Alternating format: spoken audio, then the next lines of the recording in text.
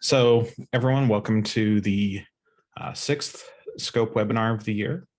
For this one, we're pleased to have Dr. Frédéric Grouiller.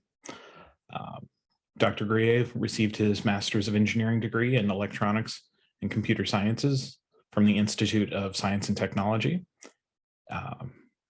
in Angers, France, and a Master's Research degree in Medical Imaging at the Faculty of Medicine at the University of Angers in 2005. In 2008, he obtained his PhD in neurosciences at the Functional and Metabolic Neuroimaging Laboratory at Grenoble Institute of Neurosciences, France. He completed his postdoc in the Functional Brain Mapping Laboratory at the University of Geneva, where he developed EEG and fMRI techniques to locate pre-surgical brain functions in patients with epilepsy and tumors. In 2012, Frédéric joined the CIBM MRI, clinical MRI imaging section as senior research and teaching assistant, where he pursued simultaneous EEG fMRI in epilepsy at 3T and 7T and provided technical support for the clinical and neonatal fMRI groups. He then joined the Swiss Center for Affective Sciences in 2016, where his main research interests are multimodal imaging, EEG and fMRI, to better characterize the spatial-temporal dynamics of the brain functions, development of advanced techniques for preoperative brain mapping, and integration of virtual reality with bimodal neurofeedback to open up new clinical therapy, in particular in children with neurologic or psychiatric disorders. He's currently a research staff scientist and 3T operational manager for CIBM MRI at the UNIGE Cognitive and Affective Neuroimaging section. Just as a note, please put your questions in the chat as they come up. We'll be answering them at the end. So with that, Dr. Grouiller. Well, thank you very much, Cameron, for the nice introduction. So in this webinar, I will present the challenges associated with the concurrent recording of electroencephalography, EEG, and functional MRI. And I will show you some clinical application, in particular for epilepsy. So first of all, why bother combining EEG and fMRI? So these two modalities are interesting.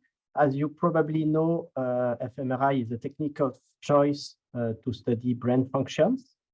It has a very high spatial resolution of the order of the millimeter. It's non-invasive without injection.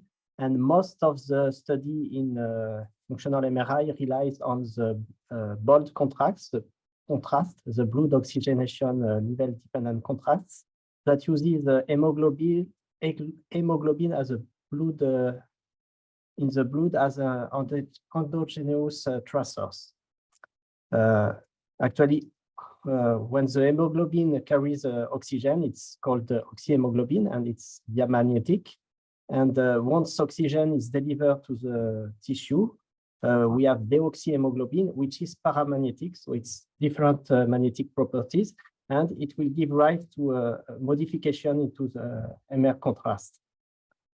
So when we have a neuronal activation, so when the neurons start to fire, we have a small increase in oxygen consumption, approximately 5%, and this induces vasodilatation and a greater increase in the regional cerebral blood flow of 50%.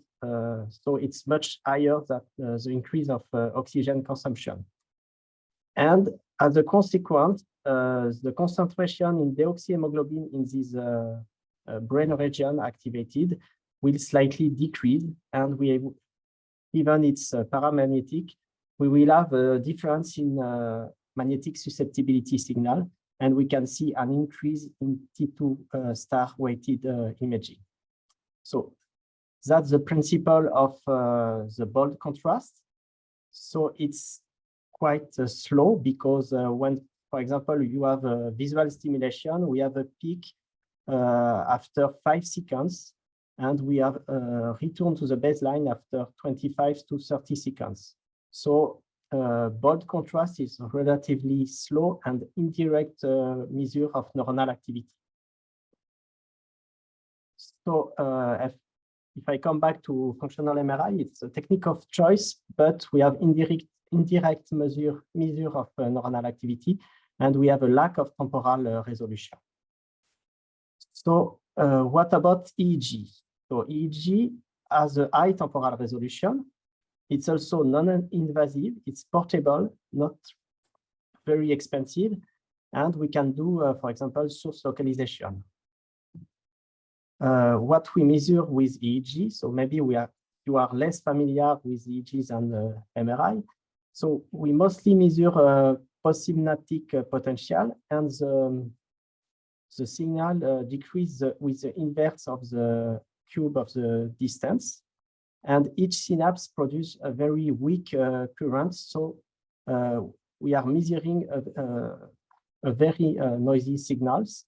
And we need to have a synchronous activation of a lot of synaptic junction in a relatively small region to be able to detect electrical activity at the scalal. We also need to have neurons that are oriented in parallel, so mostly coming from the macro columns of the pyramidal cells. And we also are more sensitive to the neurons located in the gyri than the neuron located in the sulci, because the orientation will be radial to the electrode, and we have more signal coming from this part of the cortex. So if I sum up, EEG is a good alternative to have a good temporal resolution, but we have a signal of a very small amplitude and which is very, very sensitive to all the electromagnetic noise.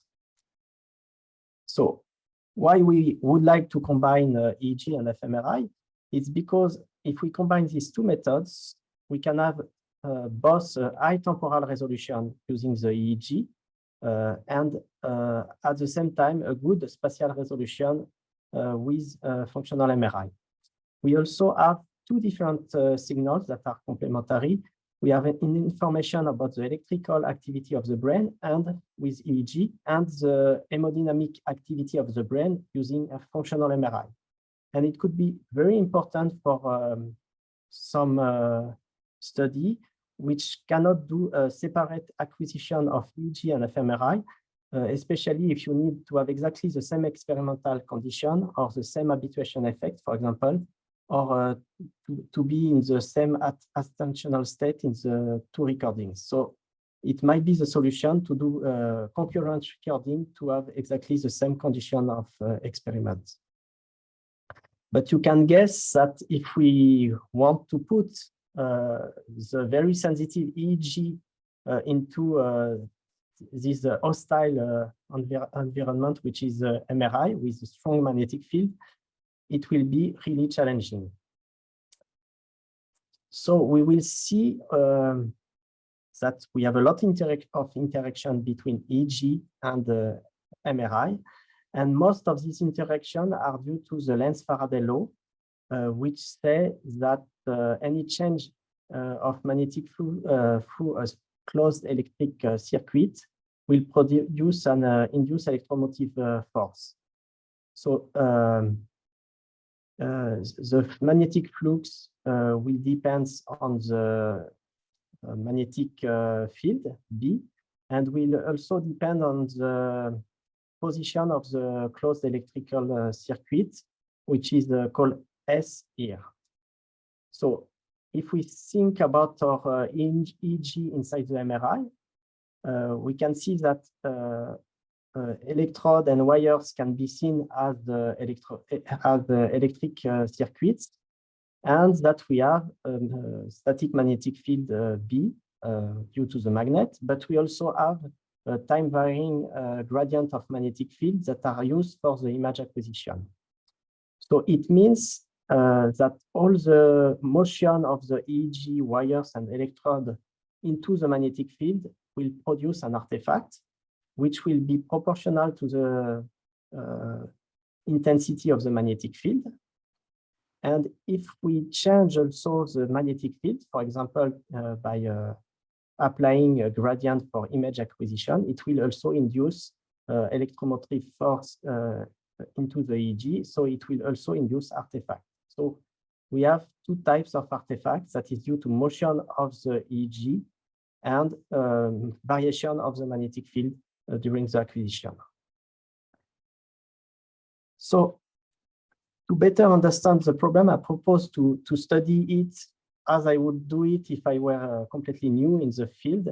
And I would try first to put a phantom in the MRI and to see what happens. So if we put an EEG on a phantom into the MRI, so there is no neuronal activity, no motion, because the phantom is not alive, so there is no motion, no cardiac activity, no respiratory activity.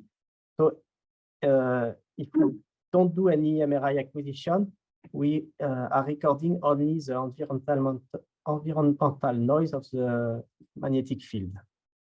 And what we can see already is that we have regular waves. So even if you are not familiar with EEG, you can see a regular pattern here in the EEG recording.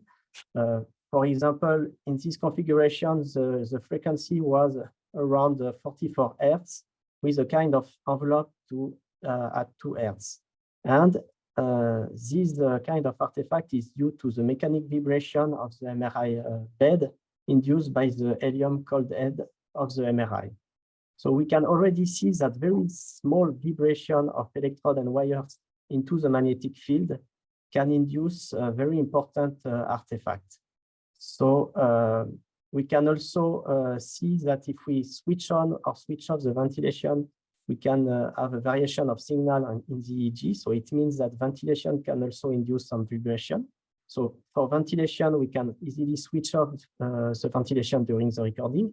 But for the helium pump, it's a bit more difficult to switch it off. And as an MRI physicist, I'm not very happy to switch it off because firstly, we will consume more helium during the scan. So given the situation with the shortage in helium, it's not really welcome. And also, we have the problem to remind to switch it on after the recording. So if even that human error are possible, if we forget to switch it on, it can be problematic. And we can also have some situation where the compressor cannot start, does not start again after the experiment, and it can be a problem.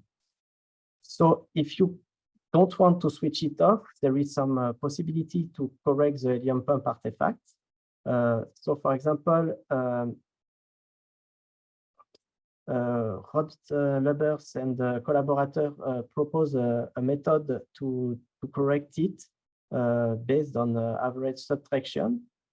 And you can see here that they are able to separate the helium pump from the artifacted signal. So you have the artifacted signal in blue, and they were able to extract the helium pump and to keep only the EEG activity.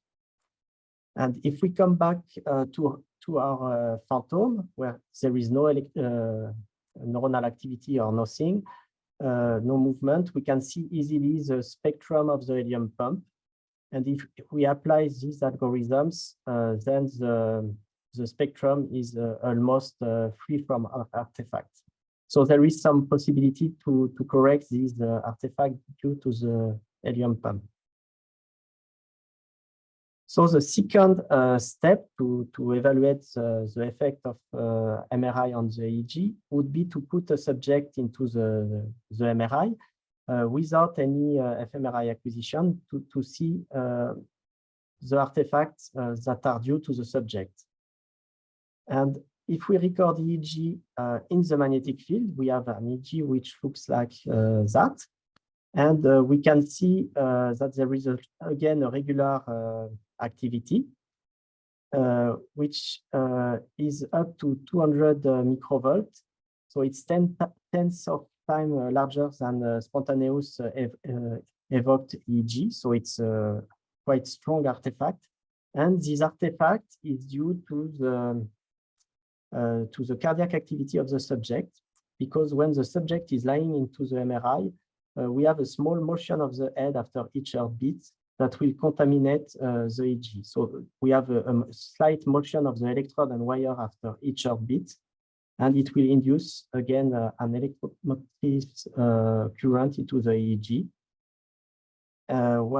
which we call a cardioballistic artifact. So it's due to the motion of the electrode and wires after each heartbeat.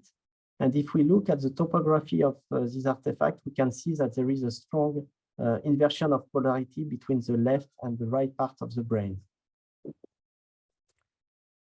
So what is the cardioballistic artifact? It's due to the motion of the head after each heartbeat, but it's also due to the pulsation of the scalp arteries, in particular in temporal electrode.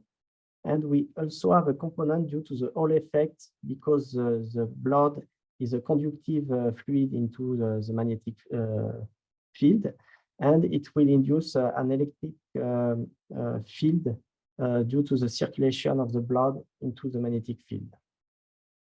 If we look here at the 20 consecutive cardioballistic artifacts, we can see that there is a similitude between consecutive artifacts, but they are not exactly the same from one heartbeat to another.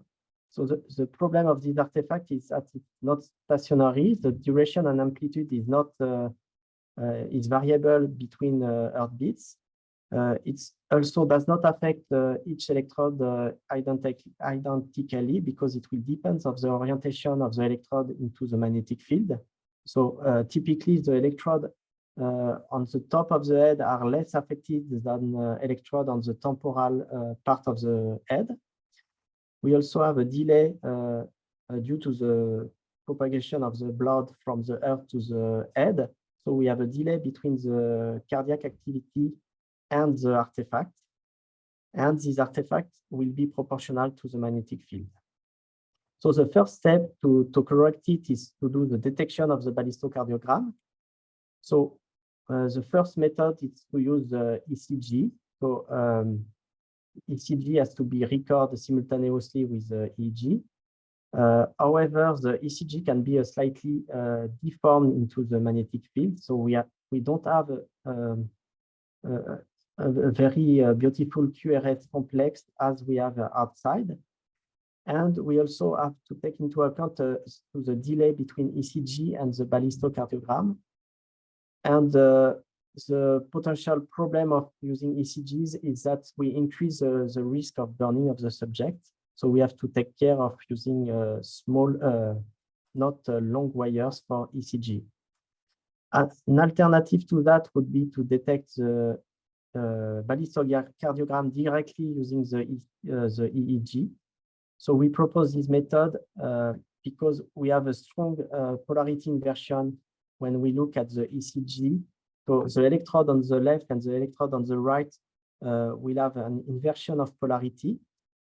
So if we select the electrode located on the left temporal side and the right temporal side of the cap, we can estimate a BCG, and so it's these signals, and we can detect the artifact directly using these signals.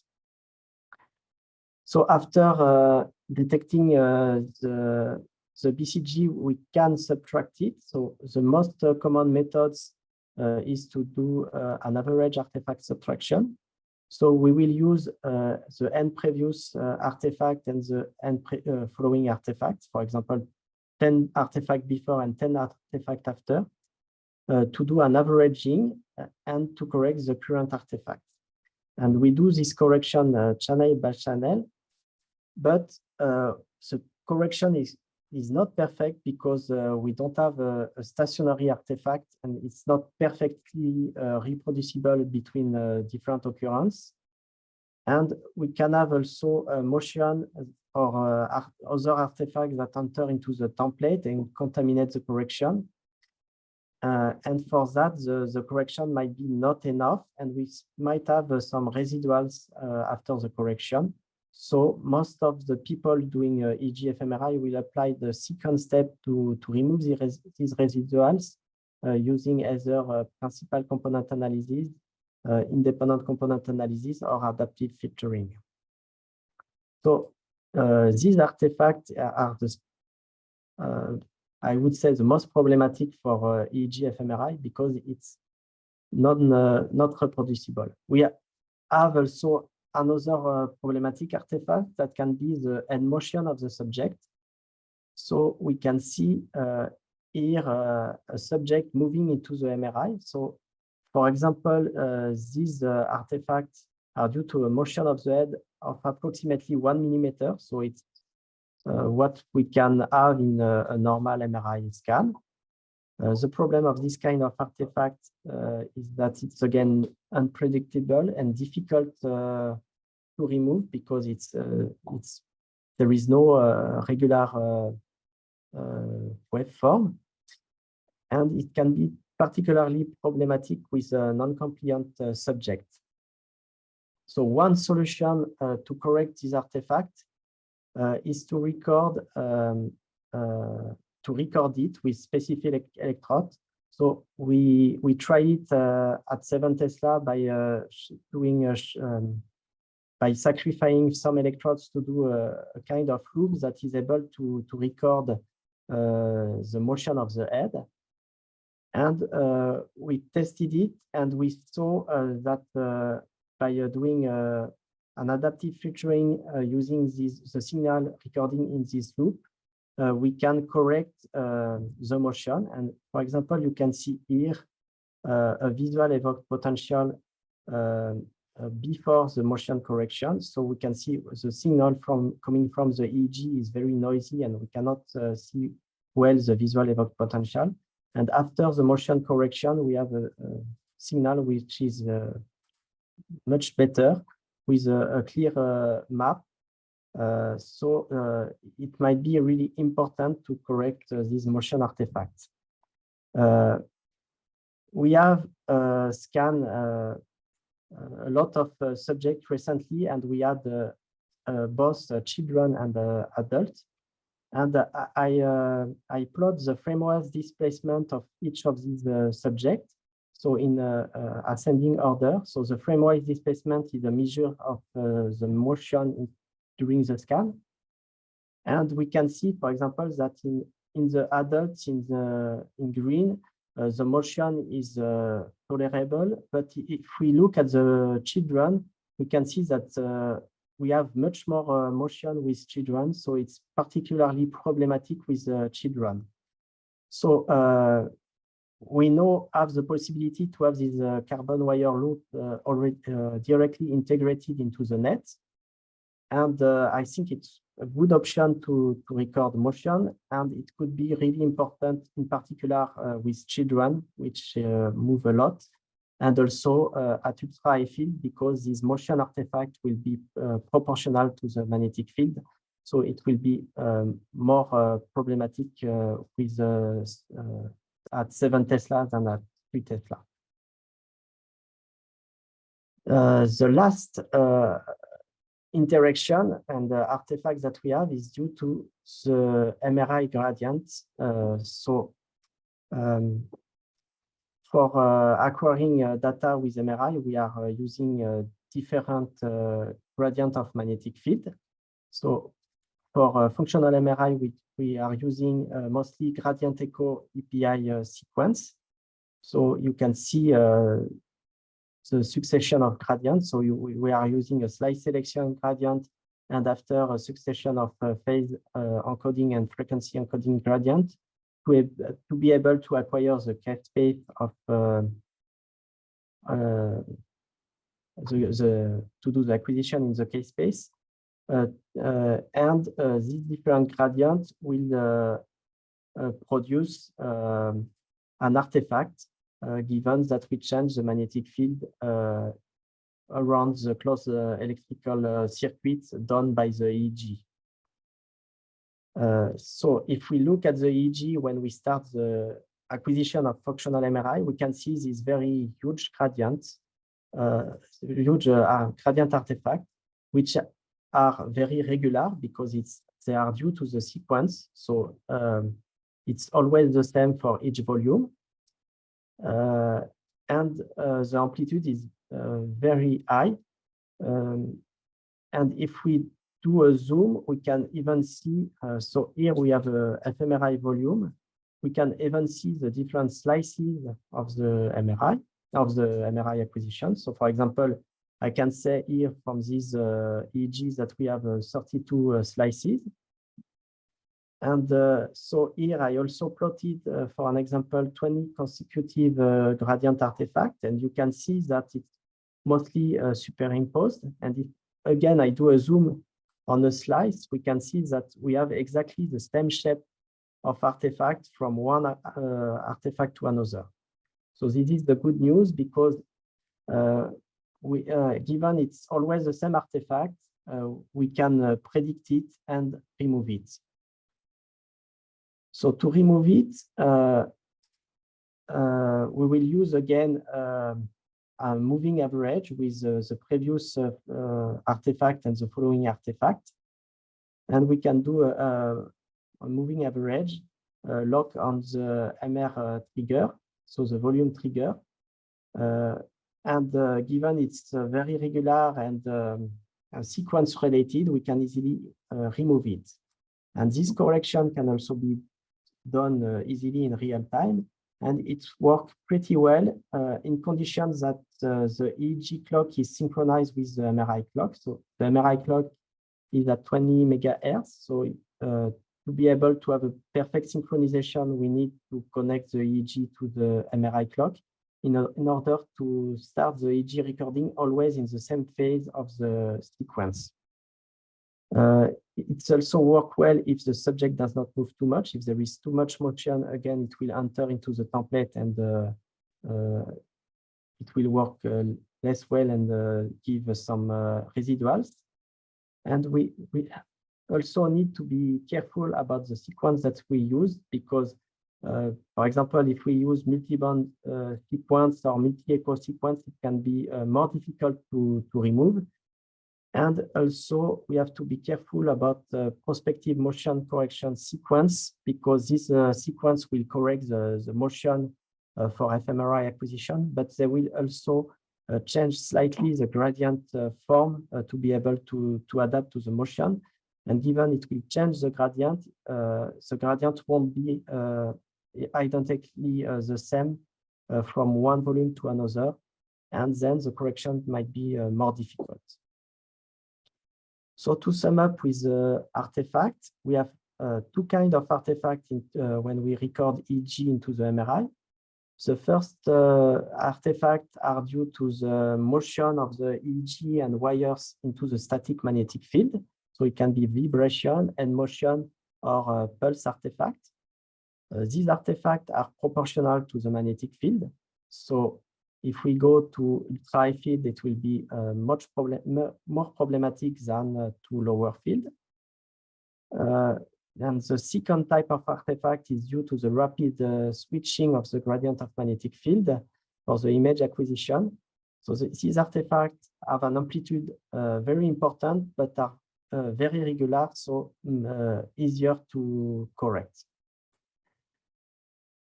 No, I talk a lot about the interaction on the EEG, but we also have interaction of the EEG onto the MRI acquisition.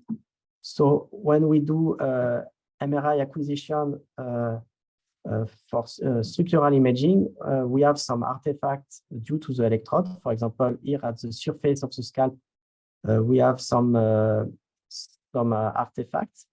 We have a decreased signal to noise on the T1, but we also have the possibility to locate the electrode using these artifacts. So it's also an advantage. We just need to be careful because if we work in clinic, this structural MRI should not be used for clinical diagnostic because the signal to noise is a bit decreased. And we have to be careful also not to use any sequence with EEG, because there is some sequence that can be problematic for safety reasons. And it's, for example, T2, FLAIR, or ASL can be problematic with EEG. So we cannot do EEG fMRI in a clinical routine without any precautions. And we also have interaction of the EEG cap onto the functional MRI. So if we look at the B0 map, so showing the homogeneity of the magnetic field, if we don't have any EEG, we can see that the B0 is not perfectly homogeneous, in particular in orbitofrontal cortex and temporal cortex. So it's what we see usually. If we put an EEG, we can see that we have also some inhomogeneity at the surface of the brain. But given that we have the skull, it's not really problematic because it's really at the surface. We can see on functional MRI that we don't have a particular distortion due to the electrode. We have the standard distortion of fMRI, but not a very big effect of the electrode. We have also, due to the presence of EEG, we have also a modification in the B1 signal. So the EEG can reduce the B1 signal. So it can induce a reduction into the signal-to-noise ratio of the functional MRI image. So now I will talk about the safety issue induced by doing EEG into the MRI. So the first one is due to the magnetic field. So I would say it's the same problems than the normal MRI without EEG. So we have a magnetic field which is always on. So we have to be careful not to bring MRI non-magnetic object, magnetic object into the MRI room. We should not scan people with implant or pacemaker. And of course, we need to use an MRI compatible EEG without magnetic part inside. An advice also that I would give is to always bring EEG amplifier before the subject, because we often use a trolley to bring the EEG amplifier and the different materials. And to be sure that there is no risk, and having something wrong on the trolley, it's always better to bring it up before the subject. Like that, if there is an accident, there is no the subject inside. The second risk is the radio frequency, due to the radio frequency, because the fact to have an EEG on the head can induce an alteration of the B1 field, and we can record local changes in the specific absorption rate, and we can have some hotspots where the SAR, we have more SAR than usual. And we can have also a resonant effect in the wires due to the SAR. So for example, here you can see the SAR on the top without EEG and with EEG. And you can see that the fact to have an EEG net on the head, we can have some unusual deposition rate, for example, on this point. So we have to be careful about that. And we have to use sequence with a low SAR. So we have to check with the EEG manufacturer and the MRI physicist that the sequence we want to use are not too much, bring not too much SAR. So the classical sequence that we can use with EEG is gradient EPI or MP-reg for the structural acquisition. Another safety problem might come from the gradient of magnetic field. So we are using strong gradient of magnetic field. So it can induce current into the EEG wires. So we should always avoid to have loops in the wires. We can, if we have wires, we can twist them to cancel out the induced current. Most of the EEG manufacturer for MR compatible EEG have a safety resistant. So here you can see, for example, a small resistant here that can limit the induced current into the electrode to avoid the heating of the electrode. And we should also be careful about the motion because motion can induce also induced current. So we have to immobilize the subject and the wire to avoid any motion. And we should always also inform the subject that there is a slight risk of heating and that he can press the alarm if he feels something abnormal. But we did more than hundreds of recordings here, and we never had any problem of heating. So I would say if you follow the standard recommendation, it should be fine. So for the EEG, as I said before, we cannot just bring a normal EEG into the MRI. So first, we need to have a non-ferromagnetic amplifier. We need to have a battery-powered EEG amplifier. We need to have a shielding to avoid to induce electronic noise onto our MRI images. And we also need to have a transmission of the EEG signal using a fiber optic. So it's, for example, we have two examples of MR-compatible amplifier here.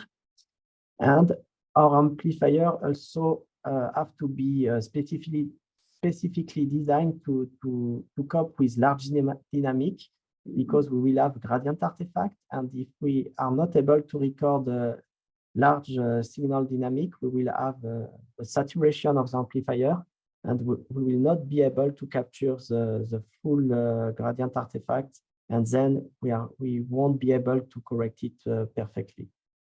We also need to have a high sampling rate to be able to detect the rapid switching of gradient and to be able to correct this kind of artifact. Then the EEG cap also need to be MR compatible, so we cannot bring a normal cap as well. So there is always an MR label on the connector of the cap because we need to have this additional resistance for each electrode. So we have different possibility depending on what EEG we are using. We have either EEG with gel, which are good for long recording, for example. And we have also EEG which is working with saline solution. So it's small sponges. And the application is faster, but the signal is usually not very good after a long time. So depending on the duration of the exam, I would say the gel EEG is better for a long research exam, and saline with saline solution EEG, it's better, for example, for clinical recording, where we need to install the net quickly and where the exam is not very long. We also need to have a synchronization between the EEG amplifier and the scanner clock. So it is done with a synchronization box, and it's mandatory to have a good correction of the gradient artifacts. And for the installation of the EEG, so we always have the EEG amplifier inside the room. So the cap is connected to the amplifier, and we record also the ECG with an electrode.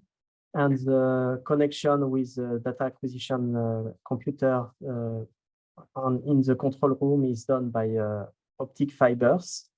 And we also have this synchronization clock that is able to retrieve the signal from the MR clock. and also to retrieve the signal from the MRI for volume detection. So each volume we have a trigger. And we can also have triggers from the experiment. For example, if you use visual stimulation using E' cogent cycle box, we can also integrate have triggers from this script. So now, if we want to go to 7 Tesla or to ultra-high field, we have to be careful also, because it's the problem is slightly different due to the fact that the Larmor frequency at 7 Tesla is higher. So it means that the radio frequency length is also lower at ultra-high field. And so it means that the size of the wire might be longer than this wavelengths, and we have a higher risk of resonant effect in the wires. So we have to be careful about that and to use very short wires, especially at 7 Tesla. And we can also have alteration into the B1 fields that are stronger at 7 Tesla than 3 Tesla. And we can also have a local modification of the SAR due to the EEG. Another problem is that most of the artifacts that we saw before are proportional to the magnetic field. So it means that we will have more artifacts, especially for cardiac artifacts and motion artifact and vibration. The gradients that we are using at 7 Tesla are also usually stronger than 3 Tesla. So gradient artifact might be also bigger at 7 Tesla. So we did a first study at 7 Tesla a few years ago. So we carefully look at all these safety concerns, and we try in collaboration with the Brain Product to optimize this setup. And we try different kind of wires and connector, and we conclude that these short wires induces less artifact due to vibration and a gradient than using longer wires, and are also safer than longer wires. And we also did some temperature measurement to check that there is no heating on the net. And we saw that even after a long scanning, there was no specific heating at the electrode level. So we also did some electromagnetic stimulation to check that before going to a subject, that the P1 map was not distorted, and we saw that there was a small modification in B1 and a small modification also in the specific absorption rate, but it was not so problematic. So we did some subject, and we also moved to epileptic patient, and we did a group of epileptic patients, and we can see that at 7 Tesla, even also on the MP structural imaging using FP2Reg, we can also see a small cortical dysplasia here that was not detected at 3 Tesla. So here it's an example of a patient with a left temporal cortical dysplasia.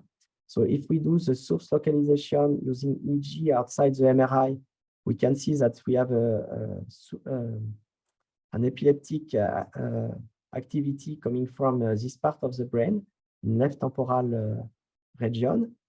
And we did the EEG fMRI both at 7 Tesla and 3 Tesla. And thanks to the EEG, we located the epileptic activity in the same part of the brain, so in the left temporal area. And we can see that if we compare with 3 Tesla, we have a more precise and stronger signal at 7 Tesla. So it shows that it might be interesting to move to 7 Tesla to do EEG fMRI. So if I continue to, about epilepsy, so one of the main applications of simultaneous EEG and fMRI is epilepsy. And one of the first study has been done here in Geneva. So it was already 25 years ago. And given that 25 years ago, we were not able to correct perfectly the gradient artifact, and given that we don't have yet a synchronization between the EEG and MRI, we did spike-triggered functional MRI. So there was an ongoing EEG acquisition.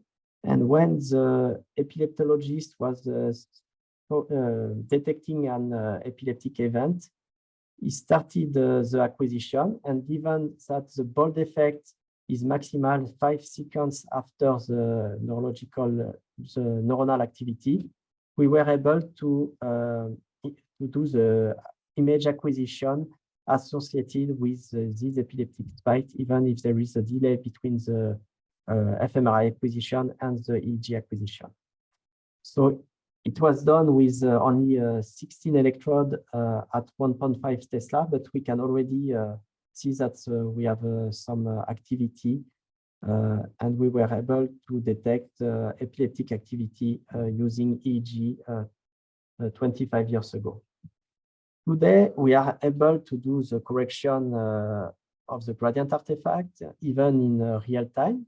So the first step is to do the gradient artifact correction. Then we retrieve an EEG with this kind of cardiac artifact.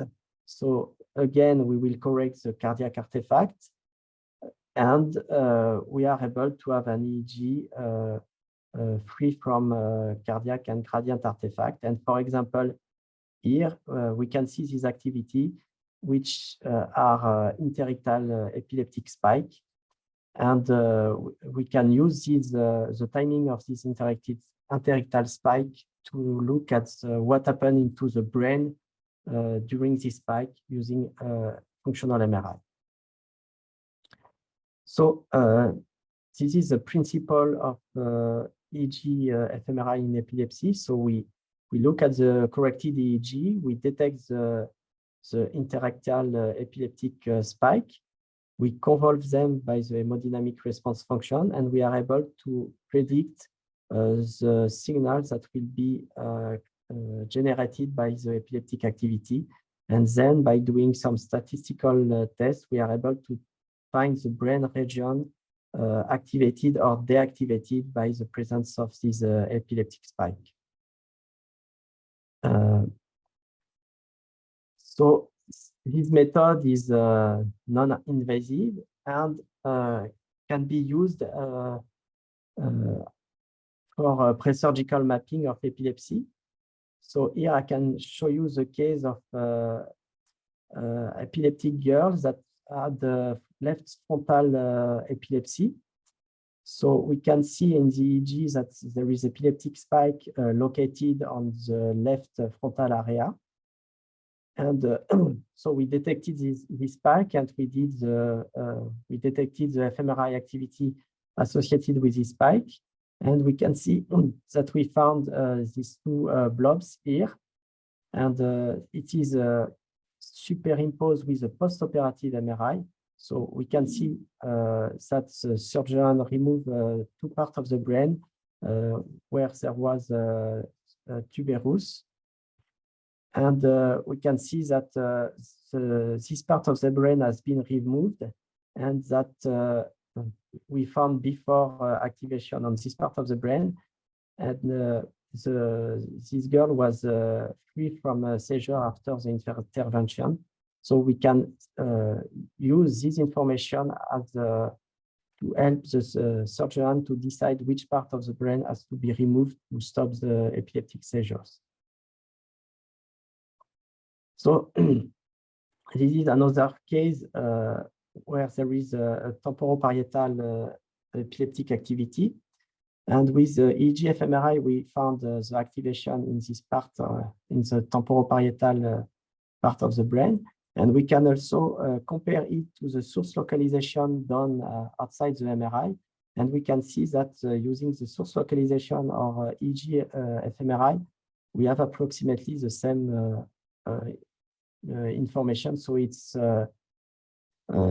complementary, and it gives an additional information about the localization of the epilepsy.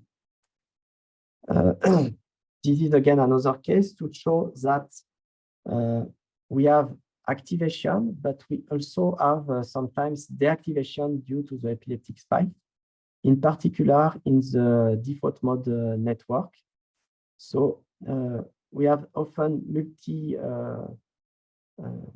multiple activation or deactivation, but we can see here that one of the main activation was near the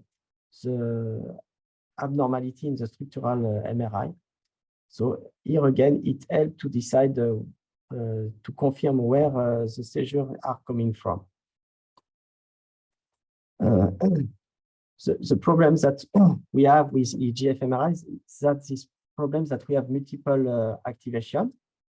And for example, in this patient, we can see that there is multiple fMRI activation, and we can maybe doubt on which one is the seizure onset zone. It is a problem with fMRI, which is very slow, and we have it's like a photography with a long exposure time.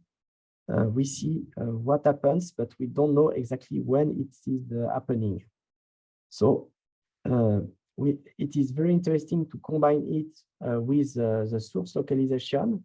So for example, here we do an averaging of the epileptic spike, and we did a source reconstruction of the epileptic spike, but at different time points. So for example, this first map at the top is at the early stage of the epileptic spike. And we see that the maxima was in a frontal area.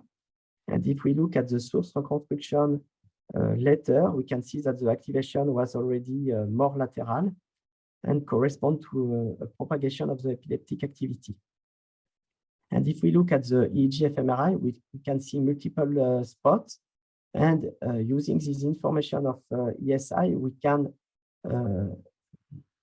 deduce that the seizure zone was probably associated with this small activation in frontal lobe, and that the other activation were due to the propagation of the epileptic activity.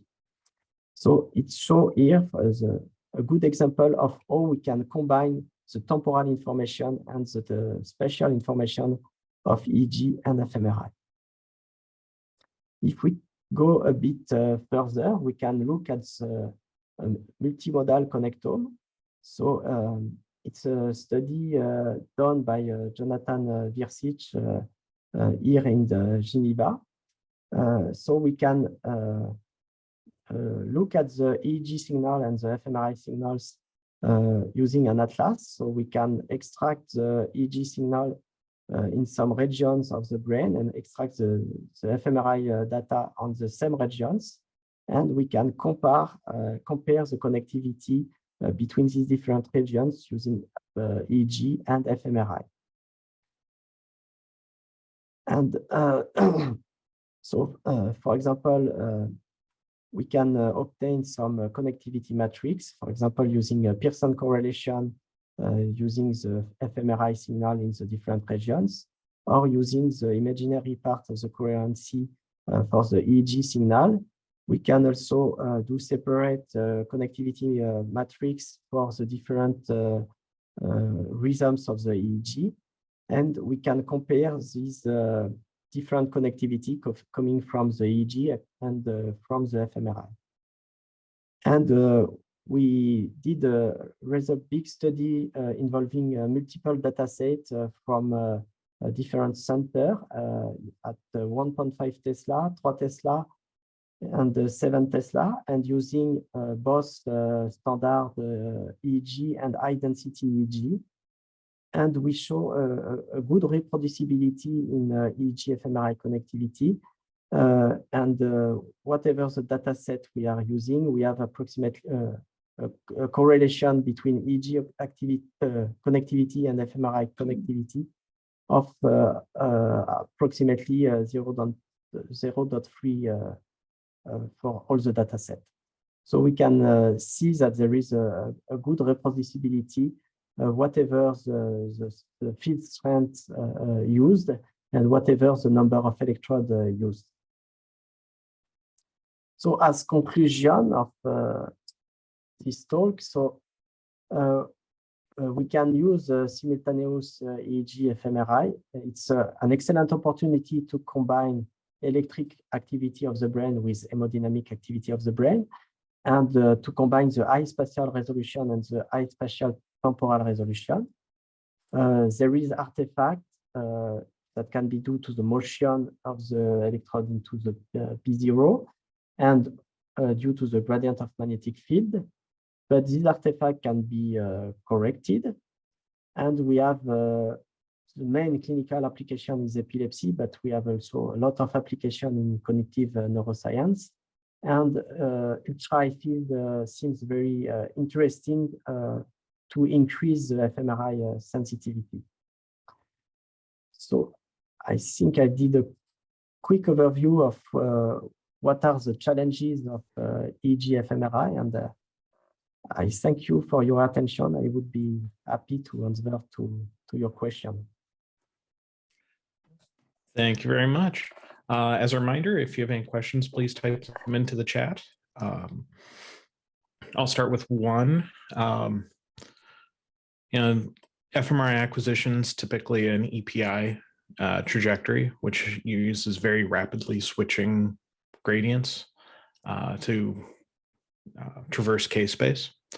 There are other trajectories that have a little bit slower switching and may have some benefit at ultra high field.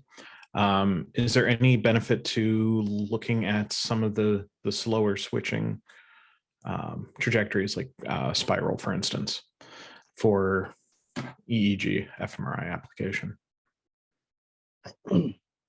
Yes, we never try a spiral application, but I think it could be interesting to look at this kind of acquisition, in particular because also spiral will reduce artifacts due to motion or orbitofrontal artifact, I think. Yes, I think it would be could be interesting, but we have to check that we are able to correct this kind of gradient artifact. Probably yes, if it's regular between each volume, I think it might be an interesting thing to test. Okay, sounds good. Let's see.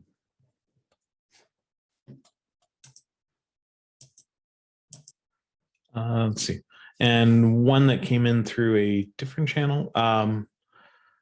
What types of analyses are used for pre-surgical epilepsies? You're looking into the simultaneous analysis of data extracted from two different methods.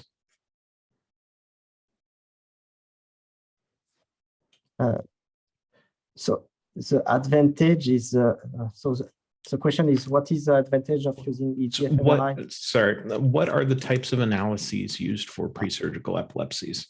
Since you're looking at the simultaneous acquisition of two data sets, essentially, like how do you work on combining those two?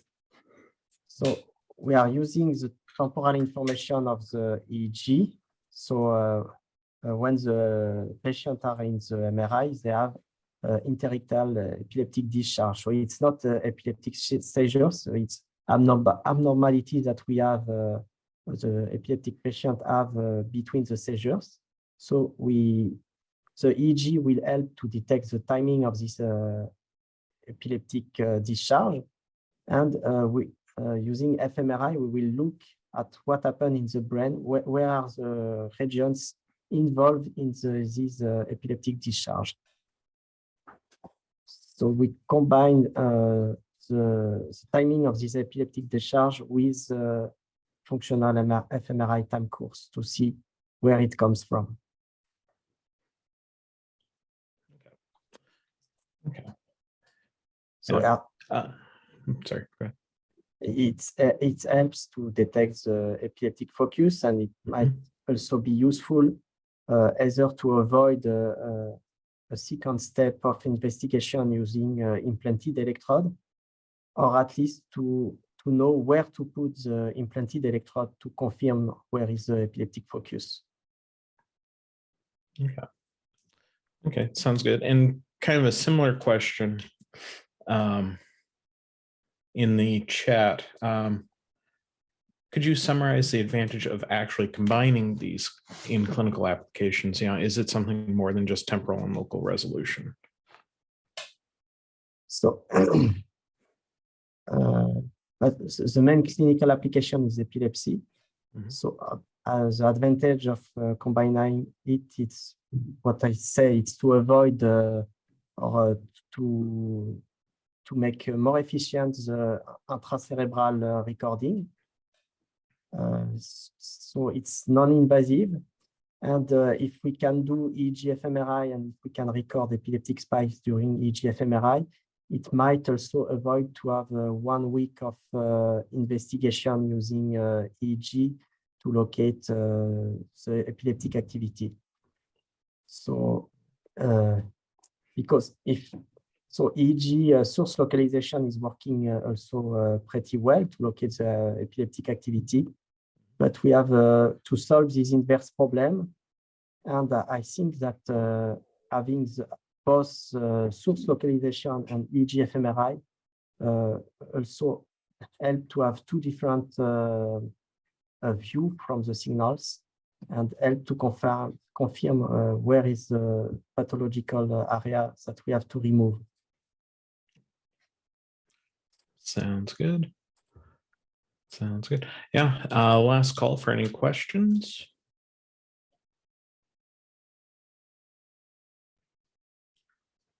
Okay, with that, we'd like to thank you, Dr. Grouiller, again, for an excellent talk, and I'd like to thank everyone for attending.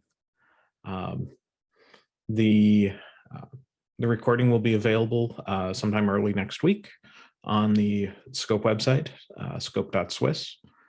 And with that, I hope everyone has a great day.